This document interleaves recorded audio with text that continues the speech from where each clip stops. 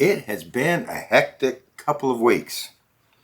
I had a tooth break and I was in pain for a week and couldn't hold it no more. Had to go to the dentist and get them to pull that tooth. I hate going to the dentist. Then my mouth was numb. But everything's taken care of, and I got to get a video out. So I was digging through and I came across an unlabeled, but I can tell what it is, jar of my taco salad. And everybody knows, if you watch my channel, that's my favorite meal, casserole. It's taco casserole. I don't know why I call it a salad. I do like taco salad, by the way. Taco casserole. And had to dig out the video, watch the video on it, and I packaged this September 9th, 2019. Actually, I recorded the video, so it's probably a few days before that. So it's been 5 years sitting in this jar, collecting dust in my storage. So we are going to, for a quick video, open this up and rehydrate it. Now, when I watched the video, I noticed I didn't put an CO2 absorber in there, but I did vacuum seal it. So hopefully we'll be okay. Yeah, that's got a good vacuum. There's my cornbread. Let's get that out, because we found out from the original video that it does not rehydrate as a muffin. Looks like this one kind of got crushed anyway, which is what's going to happen when we rehydrate it. I'll pin in the comment section below the original video for me making these. But bear in mind, September, I think I got this in July, my freeze dryer in July of 2019. So I was very early into recording videos. So it is a very poor quality video. Lighting's terrible. Content's kind of terrible. But we got there in the end. And I hopefully improved over the time. But in that video, we put 1 cup of hot water. This is 1 cup of hot water from my Keurig into the jar.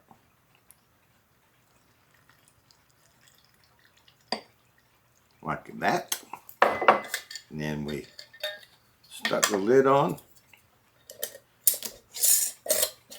And if I recall, I let that sit for 20 minutes. I have since learned, as you know from my videos, most of my food does not take 20 minutes to cook. It's normally about 5. So I will see you in 5 minutes. I'm just going to leave that set for 5 minutes. I'll see you in 5 minutes. All right, that has been 5 minutes. So let me turn that off. So let's open her up. It smells very good. You can really smell that cheese on the top there. So let's give her a stir.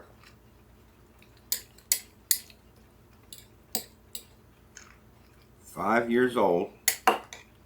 Don't forget. Smells delicious."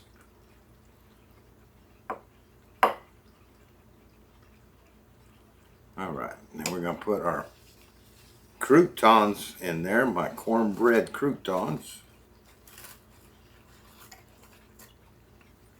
Give those a mix in with it. Get them starting to get soft, which they'll just dissolve eventually.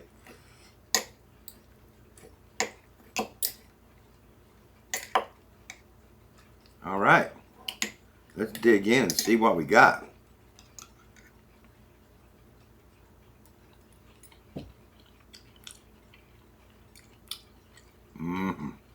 Oh yeah. That tastes delicious.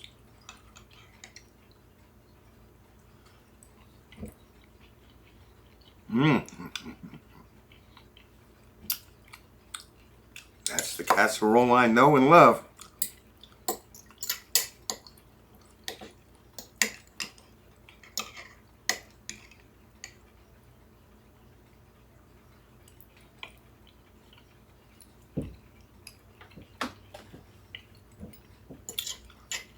On observation, everything looks fresh. The tomatoes are still red. Corn is still yellow.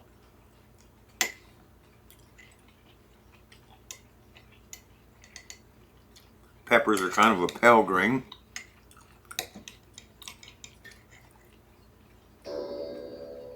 Stringy cheese in there because it's melted.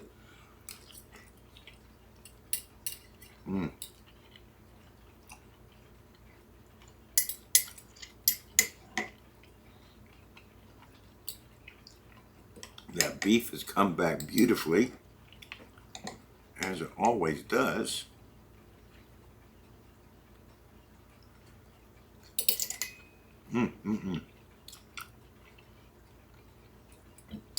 Man, I am totally surprised on this. Mainly because I didn't put an O2 absorber in here.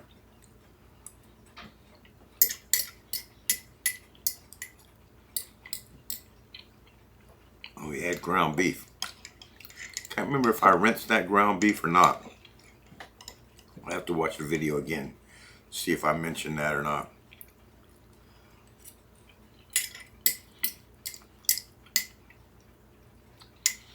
Probably my saving grace on this, if I'm not mistaken, is ground sirloin, which is a very, very lean ground beef.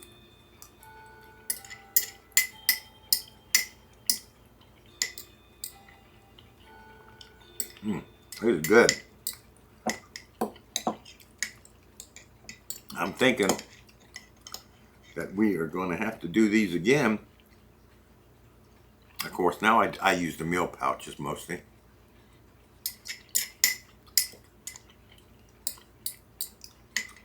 But there are times when a jar comes in handy. So I learned this in my early days.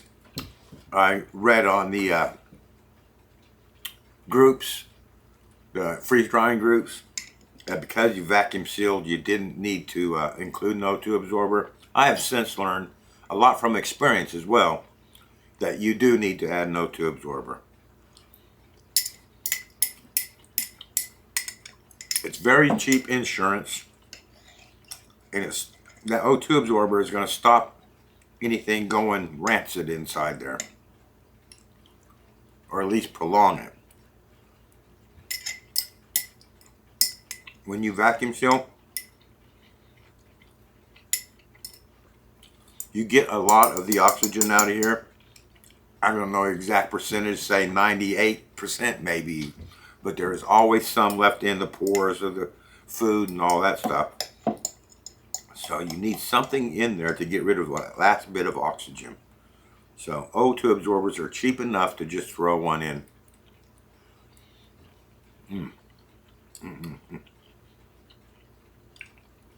That ground beef is just delicious. So there are a few exceptions on the O2 absorber, like candy. You don't need to put O2 absorbers in there. Sugar. And like herbs, if you are constantly going to be going into the jar, then it's a waste of time to put an O2 absorber in there because you're constantly opening it and shutting it.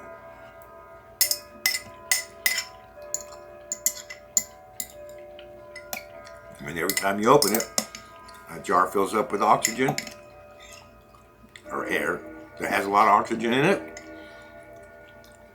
and the O2 absorber's got to absorb that, and it just ain't going to do it after 1 or 2 times opening, especially if you don't vacuum seal it every time. But other than that, you really should put an O2 absorber in everything.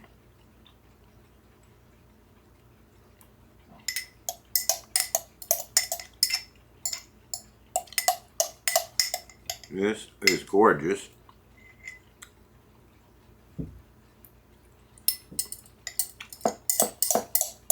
I say that only thing that I really notice in this rehydration is maybe it has lost a lot of color. And I kept this in my storage, which is a dark room.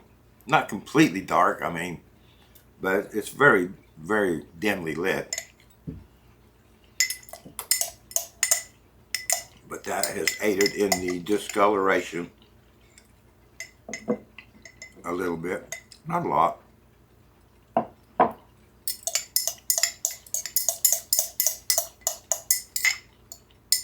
But it sure has not affected the flavor at all.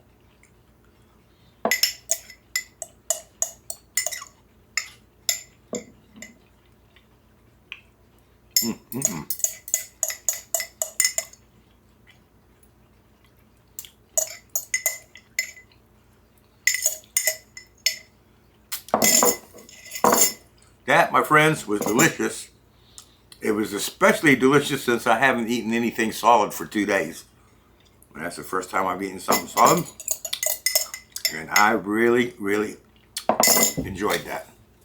Well, there you have it. 5-year-old meal in a jar taco casserole, freeze-dried by John and Bibbs in 2019 when I had first got my big red freeze dryer from Harvest Right, which is a medium freeze dryer with 4 shells. Again, I will link to the original video of me making this. I would just ask you to forgive me for the quality of the video because it was very early on. So, I hope you enjoyed this video. I hope it inspires you to go out and try and make you some meal in the jars. And I highly recommend the taco salad, or taco casserole. Thank you for watching, and I look forward to seeing you next time.